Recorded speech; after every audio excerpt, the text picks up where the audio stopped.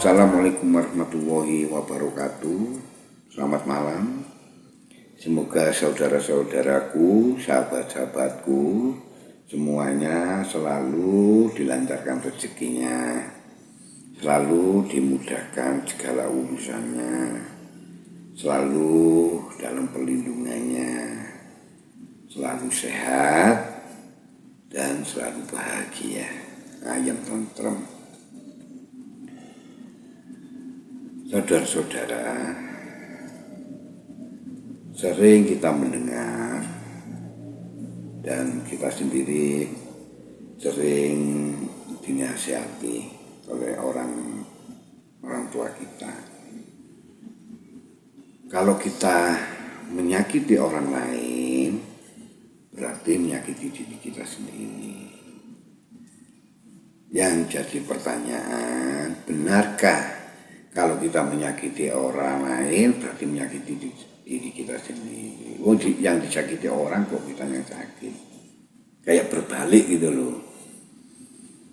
Nah, ini yang akan saya kupas, yang akan saya bedah, ya kan, tuntas ya. Kalau manusia itu semua saudara-saudara semua tahu bahwa manusia ini terdiri dari lahir dan batin, jasmani dan rohani. Ya. Raga jiwa, ya kan? Jiwa raga. Nah, dari sini nanti kita baru tahu. Oke, yang pertama, sisi yang satunya, raga, badan, jasmani. Itu sifatnya kebendaan. Jadi wujudnya itu benda. Bisa kita lihat, ini tubuh kita ya, bisa kita lihat, ini tangan, bisa kita pegang. Karena kebendaan yaitu bisa kita lihat, bisa kita pegang. Dan ada kapasitas, ada ukurannya. Dibatasi oleh ruang dan waktu. Jadi dibatasi oleh ruang dan waktu. Terus sisi yang satunya adalah rohani. Ya, sisi yang lain rohani. Batiniah, lahir dan batin, jiwa, rohani, roh. Ini sifatnya, ini bukan wujud kebendaan, sifatnya imaterial. Jadi nggak bisa, karena wujudnya bukan benda, nggak bisa dipegang, nggak bisa dilihat. Apa dulur-dulur, sahabat-sahabatku pernah melihatnya? Tidak kan? Tapi bisa kita rasakan. Dan tidak dibatasi oleh dimensi waktu dan ruang. Enak bebas. Kalau kita ke Jakarta, wes langsung tidak dibatasi oleh waktu. Kenapa begitu? Terus kok iso? Terus kembali lagi, kalau kita menyakiti orang lain, berarti menyakiti diri kita sendiri. Kok iso? Wong liya sing disakiti, wong badane terpisah kok. Dek yo deki awake dhewe kok awake dhewe sakit. Ya bisa. Kalau secara badan ya tidak bisa. Sing sakitnya badane dhek ya badane dhek ngrasakno, badanku gak ngrasakno kok. Badane dhek ya badan saudara ya badan saudara sendiri. Kalau badan saya, jasmani saya sendiri, badan saya sendiri. Tapi kalau secara jiwa, secara imaterial, secara gaib, tidak begitu. Contoh ya, kita sebagai orang tua ya, contoh punya anak. Anak itu siapa? Anak itu adalah kehidupan orang tua, kehidupannya orang tua. Kalau anakku ya kehidupanku. Nah, coba ini. Kata-kata ini mengandung sesuatu yang luas, yang dalam. Nah, kalau saya menyintai, begitu saya menyintai anak, cinta yang ada dalam diri ini menuju nang anak ke anak. Nah, begitu menuju nang anak, saya menyintai anak. Cinta saya itu mewujud di situ, membentuk di situ. Cintaku ini keberadaannya sudah di anak itu, membentuk di situ, menjadi bagian anak saya. Jadi kalau saya menyakiti anak saya, berarti menyakiti cinta saya, kehidupan saya, hidup saya. Saya menyayangi anak. Nah, perangkat sayang saya ini menuju ke anak, menjadi tumbuh, membentuk sayang saya itu membentuk di anak, menjadi bagian dari anak saya. Kalau saya menyakiti, saya menyayangi anak saya, ya menyayangi diri saya sendiri. Kalau saya menyintai anak saya, berarti saya menyintai cinta saya, mencintai saya sendiri. Karena cinta yang tumbuh di anak itu adalah cintaku. Cintaku adalah kehidupanku. Cintaku adalah bagianku. Berarti cinta yang menuju anak, yang keberadaannya, ya kan, yang sudah berada di anak, yang keberadaannya di anak, itu adalah saya sendiri. Makanya anak itu adalah kehidupanku, ya kan. Berarti yang kita lihat secara kasat mata memang anak, tapi kehidupanku di situ, karena cintaku di situ, sayangku di situ. Ya, itu contoh yang paling mudah. Jadi otomatis sayangku, cintaku, semuanya di situ, berarti jiwaku di situ. Bukan badan saya di anakku, di anak, tapi jiwaku.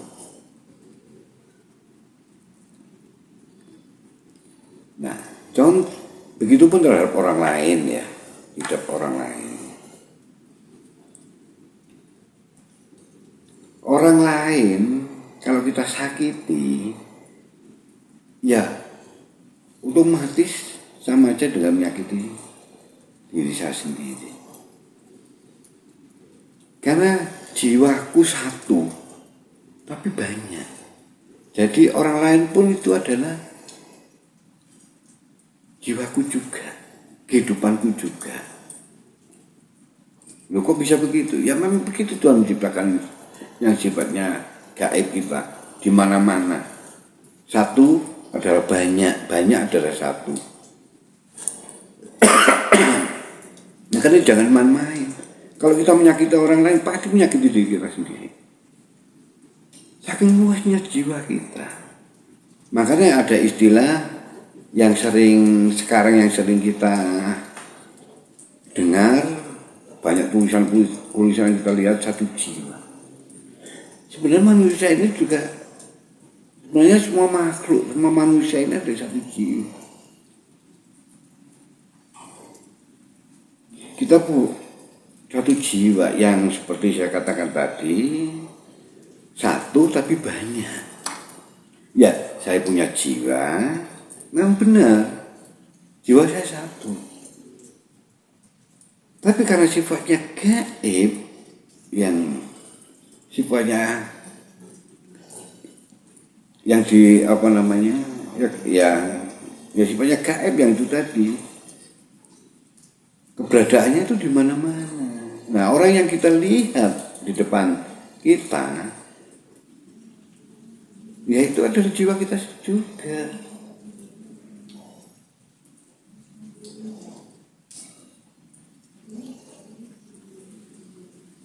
Ya itu Itulah uniknya misterinya manusia dalam sisi yang satunya. Nah, nanti kalau kita bicara pas lebih dalam lagi, itu nanti sama semua adalah Tuhan sendiri. Saya adalah terbentuk karena kekuasaannya, dalam wujud kekuasaannya, kehendaknya, keagungannya, kebesaran dan segala kemahannya. Orang lain pun sama. Itu adalah kekuasaan Allah, kehendak Allah, keagungannya Allah, kemurahan Allah yang mewujud. Yang kita lihat dengan kasat mata ya itu manusia, orang lain. Siapa si A, si B, si C dan sebagainya. Tapi sebenarnya kekuasaan Allah sama kan, kita juga kekuasaan. Berarti kalau kita menyakiti orang lain, berarti sama aja dengan kekuasaan Allah kita sakiti. Ya, saya sendiri pun juga kekuasaannya. Kehendak Allah, kebesaran Allah, energi kekuasaan Allah kalau bahasa umum cara yang paling mudah ya. Ya supaya nggak mikir ruwet ya, memahami sulit. Sebenarnya kita bukan Tuhan tapi energinya, kekuasaannya, esensinya, kekuasaannya, keagungannya, kebesaran itu terciptanya bahan itu kita itu. Nah semua makhluk, sesama manusia, semua manusia itu ya sama, wujudnya berbeda-beda, tapi bahannya sama. Asalnya sama. Nah, kasat matanya memang wujud masing-masing manusia, si A, si B, si C dan sebagainya. Tetapi secara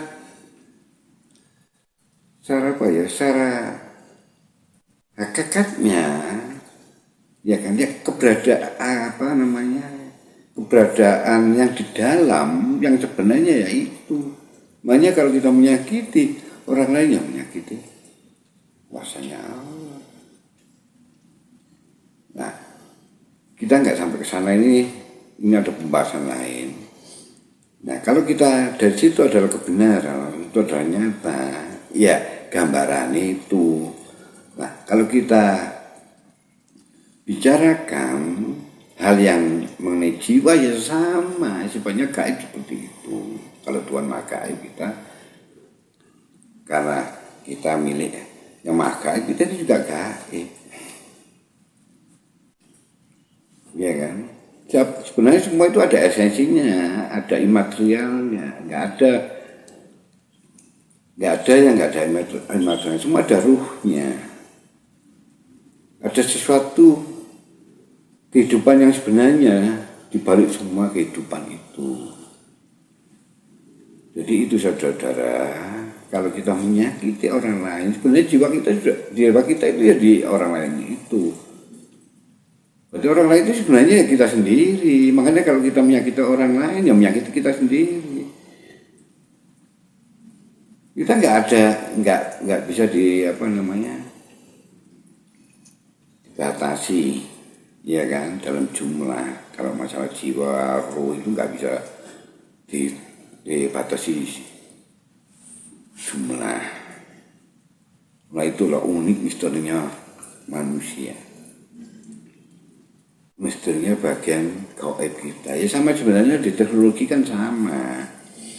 HP sendiri, tapi kalau udah main aplikasi kayak telepon bisa langsung nyampe, nggak perlu jarak, sama, nggak bisa dihitung oleh jarak. Itu yang sifatnya nggak terlihat. Apa namanya kalau di HP itu ya? Kalau kita telepon, misalnya saya punya HP satu ya, tapi kalau saya nelpon ke beberapa telepon, dua nomor atau 3 nomor, ya kan, 2 atau 3 HP, bisa sekaligus. Kalau HP saya misalnya bisa untuk menelpon 2 nomor, 3 nomor, saja bersamaan, nggak ada bedanya, waktunya sama. Walaupun satunya di Jakarta, satunya Surabaya, satunya di Malang misalnya, begitu halo ya semua langsung halo. Kok bisa? Kok yang dekat mesti lebih cepat? Enggak, misalnya di Malang kan lebih dekat, ini saya kan Batu, Malang kan lebih dekat. Maksudnya Malang ini menerimanya lebih dulu, halunya lebih dulu diterima, didengar di Malang, di Malang. Itu baru Jakarta nyusul, baru Kalimantan nyusul. Enggak, walaupun enggak mengenal jarak, walaupun deket jauh sama, langsung. Ya, jiwa kita lebih canggih lagi. Keberadaan jiwa kita di mana-mana. Jiwa kita tidak sempit, tidak terbatas seperti badan ini yang terbatas. Kalau satu ya satu, badanku ya badanku, tapi kalau jiwa enggak. Begitu saya bertemu saudara, ya saudara itu adalah saya sendiri juga, karena jiwaku adalah bagiannya saudara. Berarti kalau saya menyakiti saudara, itu adalah menyakiti jiwa saya. Berarti juga kehidupan saya. Berarti saudara itu juga kehidupan saya. Nah, saya juga kehidupannya saudara. Cara badan memang sendiri, tapi cara jiwa tidak sama.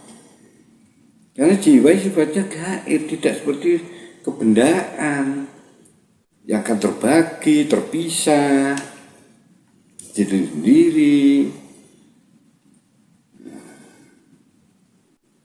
Dibatasi oleh waktu. Ya, kayak tadi telepon kan tidak dibatasi oleh waktu. Jauh, dekat, sama halunya, nyampeknya. Tidak dibatasi oleh tempat. Tempatnya Malang atau Batu sendiri, ya kan, dengan yang di Kalimantan atau di Hong Kong, begitu halu ya langsung sama masuknya. Diangkatnya halu ya langsung jarak dekat, yang di tempat dekat, paling dekat atau yang paling jauh ya sama. Itu gambarannya seperti itu. Permainannya luar biasa. Kalau sudah tidak dibatasi ruang dan tempat, ya kan, ya itu. Jadi siapapun yang di hadapan saya adalah saya sendiri, adalah saya yang sebenarnya, adalah saya di depan saya sendiri, saya juga gitu loh. Cuma karena kematerialan, kebendaan, jadi karena ada batas ruang dan waktu, ya kan, akhirnya terlihat berpisah, terlihat berbeda, sendiri-sendiri. Tapi kalau secara kejiwaan seperti itu tadi, tidak ada bedanya. Bentuknya aja yang membedakan tapi sama, ya kan.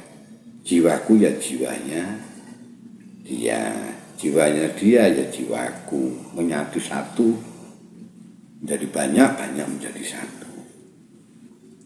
Jadi hati-hati, kalau kita menyakiti siapapun, menyakiti orang lain, itu berarti menyakiti diri kita sendiri.